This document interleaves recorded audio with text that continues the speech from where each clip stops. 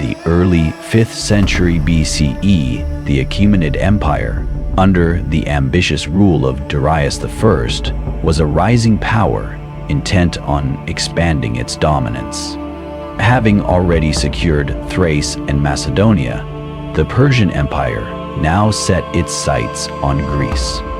The reasons behind Persia's desire to conquer Greece remain unclear, but some theories suggest it was less about wealth or resources and more about solidifying Darius's prestige or eliminating rebellious states along the empire's western frontier.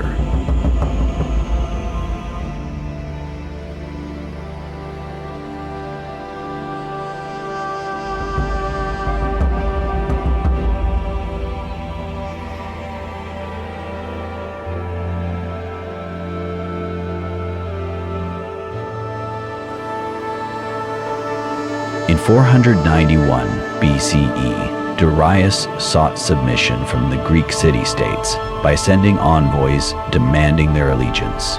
The Greek response, however, was anything but compliant. They executed the envoys, a bold act of defiance that set the stage for war. Athens and Sparta, traditional rivals, put aside their differences and formed an alliance to defend Greece.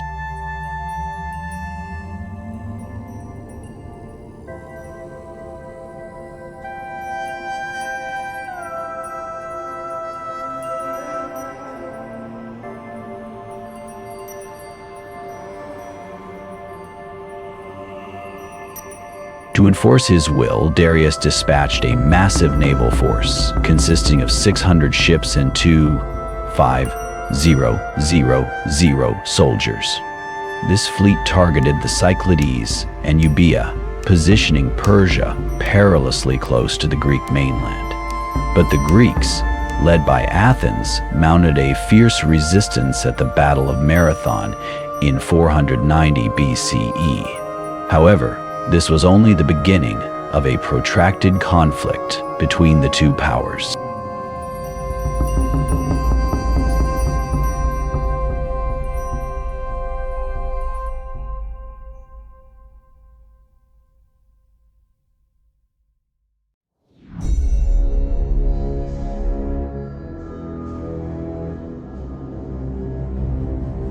Despite their initial setback, the Persians prepared for a larger invasion.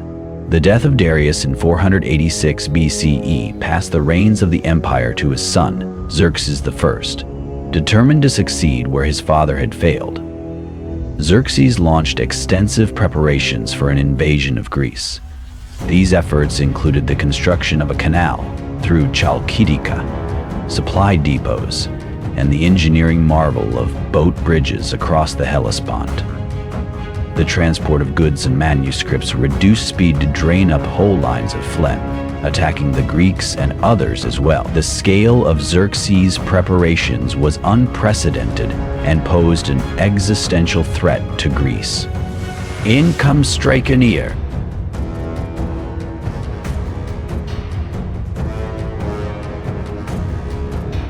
The famed oracle at Delphi issued a chilling prophecy, advising the Athenians to flee to the ends of the earth.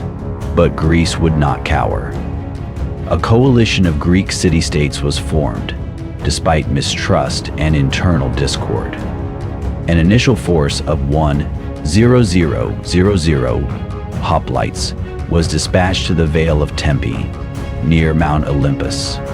But upon realizing the sheer size of the Persian army, they withdrew. The Greeks then resolved to defend the narrow pass at Thermopylae.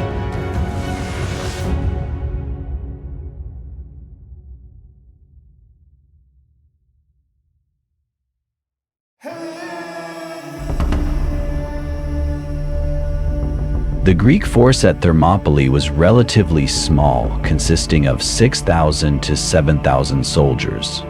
Several factors contributed to this. Some city-states were reluctant to commit troops so far north, while religious festivals, including the Carnia in Sparta, prohibited warfare during sacred times. This left King Leonidas of Sparta with only 300 of his elite warriors, selected from men who had male heirs, to lead the defense. They were joined by contingents from other city-states, including 1,000 Phocians, 700 Thespians, and 400 Thebans.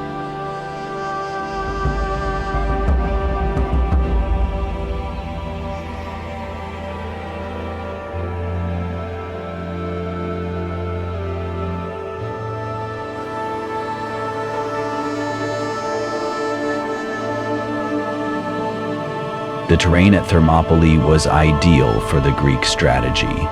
The narrow pass nullified the Persian numerical advantage, while the Greek navy, under the command of Themistocles, took up position off Artemisium to block the Persian fleet. The Argos, on the other hand, was headed for another fight.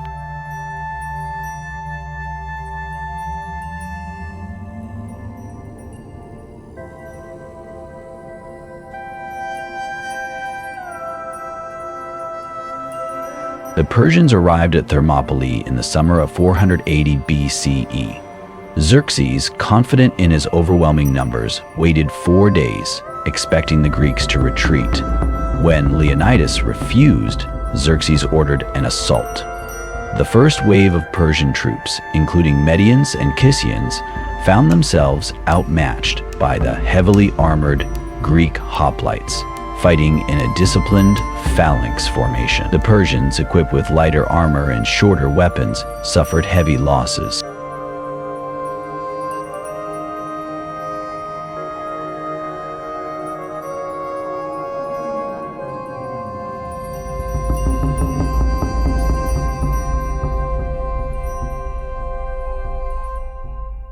Xerxes then deployed his elite force, the Immortals, led by Hydarnes. Despite their reputation for invincibility, they too were repelled.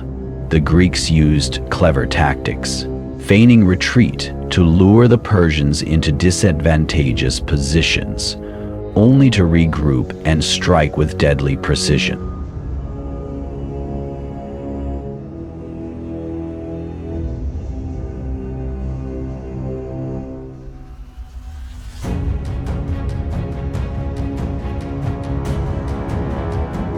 On the second day, the tide turned. A Greek traitor, Ephialtes, revealed a hidden mountain path, the Thermopylae, to Xerxes. This route allowed the Persians to bypass the main Greek force. Leonidas had stationed the Phocians to guard the path, but they withdrew, mistakenly believing they were the primary target. By nightfall, the Persians had outflanked the Greeks.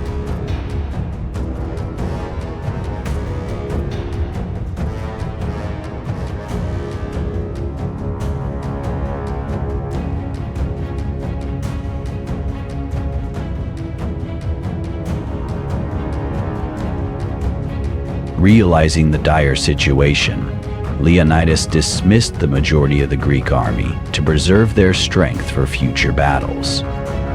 He and his 300 Spartans, along with 700 Thespians and 400 Thebans, chose to stay and fight to the death, fulfilling a prophecy that foretold either the destruction of Sparta or the sacrifice of its king.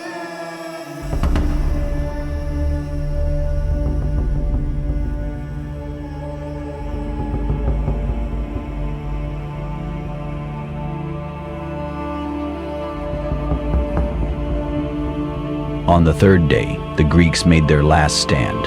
Fighting with broken spears and swords, they displayed unmatched bravery. Leonidas fell in battle, and a fierce struggle ensued to recover his body. Eventually, the defenders were overwhelmed. Xerxes ordered the branding of the captured Thebans, marking them as slaves.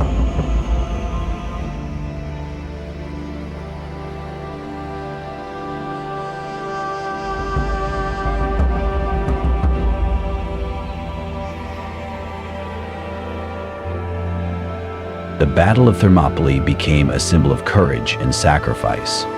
While the pass was lost, The delay allowed the Greek navy to regroup and later secure a pivotal victory at Salamis.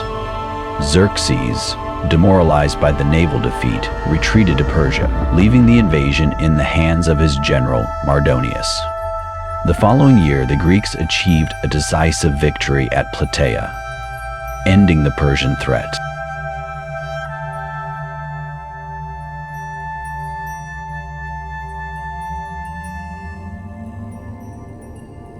Though the Greeks faced overwhelming odds, their unity, strategy, and valor turned Thermopylae into a story for the ages, a testament to the power of freedom and resistance against tyranny.